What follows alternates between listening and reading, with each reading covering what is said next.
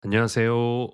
무한 매수법과 밸류 리밸런싱 투자법으로 시작한 지 5개월이 지난 시점에서 본전으로 돌아왔습니다. 긴 투자의 시간에서 오늘은 하나의 점으로 보일 것입니다.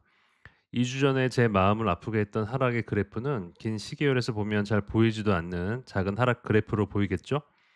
저는 다소 자본을 회복했지만 아직은 마음의 상처가 남아 있습니다만 지난주 영상 이후에 여러분이 구독을 추가해 주셔서 위로를 받았습니다. 감사합니다. 더 많은 구독과 좋아요로 응원해 주시면 저도 힘내고 여러분도 힘내서 10년 뒤에 성공 투자로 다시 만나길 기대해 보겠습니다. 시작하겠습니다. 28년 둘째 주 투자 결산입니다. 한 주간의 이벤트 정리해 보겠습니다.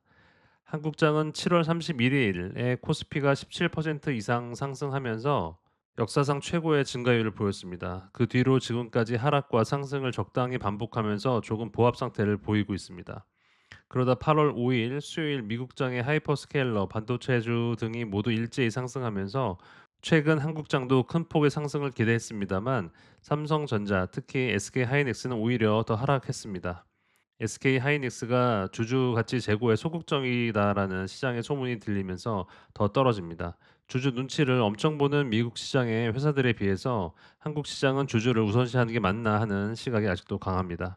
참 아쉽습니다. 또 하나 세계 시장의 큰 뉴스는 미국과 일본이 동시에 엔화 환율 상승에 뛰어들면서 엔화가 올랐습니다. 여기서 재미있는 걸 배웠는데요. 보통 엔화를 올리려면 일본 당국이 들고 있던 미국 채권을 팔아서 달러를 확보하고 그 달러를 팔고 엔화를 사면서 엔화의 환율을 올리는데요. 일본이 미국 채권을 팔면 채권 금리가 상승하게 되고 미국채 금리가 상승하는 건 미국에서 싫어하는 일이기 때문에 그 대신에 일본의 미국 국채를 담보로 미국에서 일본에 달러를 빌려줘서 엔화를 상승시키는 방법을 썼다고 합니다.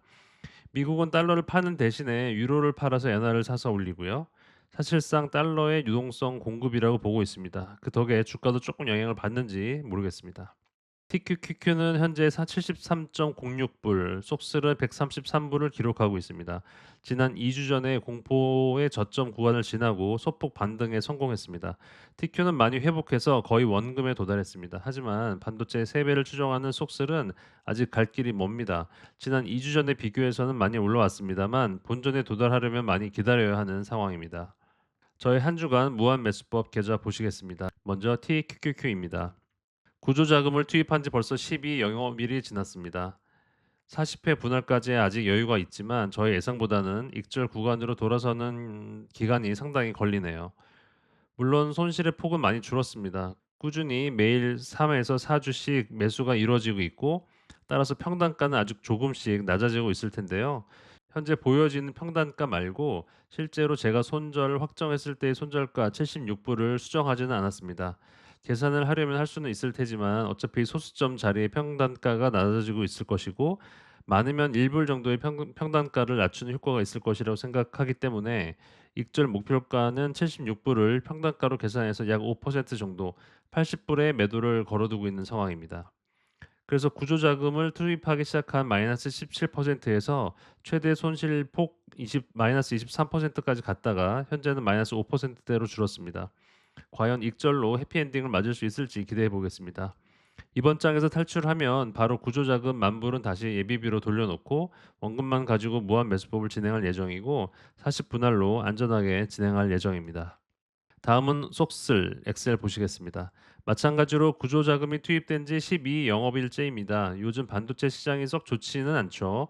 한국장은 말할 것도 없고 미국장도 예전에 힘을 좀 잃은 느낌입니다. 그래서 구조자금을 투입했을 당시 최대 손실 마이너스 59%에서는 줄었지만 아직도 마이너스 40%대를 기록하고 있습니다. 보다는 구조자금의 투입이 2만 불로 2배이므로 보통은 4에서 5주 정도가 매일 체결되고 있습니다. 속설도 평단가는 낮아지고 있고 현재 손실 확정 이후에 현재 평단가는 137불 정도로 손실 확정했던 141.3400불에 비해서는 4불 정도 낮아져 있는 상태이니까 실제 평단 224불보다는 4불 낮은 220불을 평단으로 생각하면 되겠습니다. 1407개의 TQQQ 주식 수보다는 속슬은 224개로 주식의 숫자가 적어서 평단가가 떨어지는 폭이 좀 더 크게 반영됩니다. 언제가 될지는 모르겠지만 속셀도 5% 정도로 익절을 하게 된다면 40분할의 무한 매수법을 바로 다시 돌아가서 시작할 예정입니다. 혹시 반도체 시장이 불황이 예상된다면 목표 익절가를 과거 35%까지 잡았었는데요. 5에서 10% 정도로 낮게 잡아서 빠르게 회전시키는 방향으로 바꾸려고 합니다. 현재 TQQQ와 속슬의 계좌 상태입니다. 위가 2주 전, 아래가 오늘의 계좌 상태입니다. 지금 보니까 TQQQ가 주가가 2주간 올랐는지 평단가가 68.7075불에서 68.7107로 오히려 더 올랐네요. 물론 실제 평단가는 76불로 아직은 마이너스 구간입니다. 속슬도 위가 2주 전, 아래가 오늘의 계좌 상태입니다. 반도체는 지지부진한 줄 알았는데 이렇게 비교해 보니 속슬도 많이 오르긴 했네요. 거의 20% 정도 상승해서 낙폭을 줄였습니다. 현재 계좌에서는 마이너스 3.83% 손실이라고 보이지만 실제 제 평단가는 224불이니까요. 2주 전 마이너스 60% 손실에서 마이너스 40%로 줄은 셈입니다. 현재 보이는 평단가는 140불에서 137불대로 감소했습니다. 다음은 VR 계좌 보시겠습니다. 위가 2주 전, 아래가 오늘 VR 계좌 상태입니다. 마이너스 1.47%에서 반등해서 현재 16.48%의 이득 구간으로 돌아섰습니다. 밴드 하단에 닿으면서 저점에서 계속 추가 매수했던 자금이 도움이 됐던 것 같습니다. 결국 VR이건 TQQQ건 미국 주식 시장의 장기 우상향을 믿는다면 꾸준히 투자하면 이득을 주는 투자법은 맞는 것 같습니다. 무한 매수법, 밸류 리밸런싱이라는 투자를 시작한 지 이제 약 5개월 차에 접어드는데요. 그래도 초반에 큰 손실도 경험하고 폭락도 경험하면서 맞을 매를 미리 맞은 느낌입니다. 따라서 길게 투자하는 데 있어서 초반에 예방주사를 제대로 세게 맞은 것 같아서 기분이 나쁘지만은 않습니다. 보시면 지난 2주간 밴드 하방에 닿아서 여러 차례 매수가 일어난 이후에 현재는 밴드 가운데에 잘 위치하고 있습니다. 그래서 현재는 대기 상태입니다. 한 주 동안 전체 자산의 변화 대시보드로 보시겠습니다. 지난주에 큰 폭락의 손실을 다소 만회했습니다. 현재 상태를 실시간으로 반영한 표입니다. 위 좌측이 2주 전, 아래 우측이 오늘입니다. 마이너스 15%의 손실을 기록했던 2주 전에 비해서 수익이 증가해서 거의 본전이 되었습니다. 1-1 TQQQ 무한 매수법은 아직 손실 구간이고 1-2 속실 무한 매수법도 손실 구간입니다.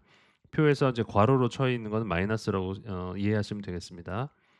밸류 리밸런싱 TQQQ 계좌가 16% 정도의 수익을 내주면서 많이 회복했네요. 3번 예비비 3만 불 중에서 무한 매수법 긴급 구조자금 투입으로 현재 5천 불 정도 쓰였나 봅니다. 끝으로 100억으로 가는 여정의 현재 달성률 보시겠습니다. 현재 투자 시작 148일째로 약 5개월이 지나고 있습니다. 2주 전까지만 해도 시드를 잃었었는데요. 다시 본전으로 회복했습니다. 지난 2주 전에 비해서 47,000불 정도의 상승이 있었습니다. 그래프가 고개를 바짝 들었는데 기분이 좋네요. 마지막 그래프는 26년 3월 17일 시작한 이후에 무한 매수법과 VR 계좌의 수익을 한눈에 비교해 보려고 만든 표입니다. 보라색은 VR 계좌의 총 자산 변화, 오렌지색은 무한 매수법의 총 자산 변화, 초록색 점선은 전자 계좌의 변화 그래프입니다.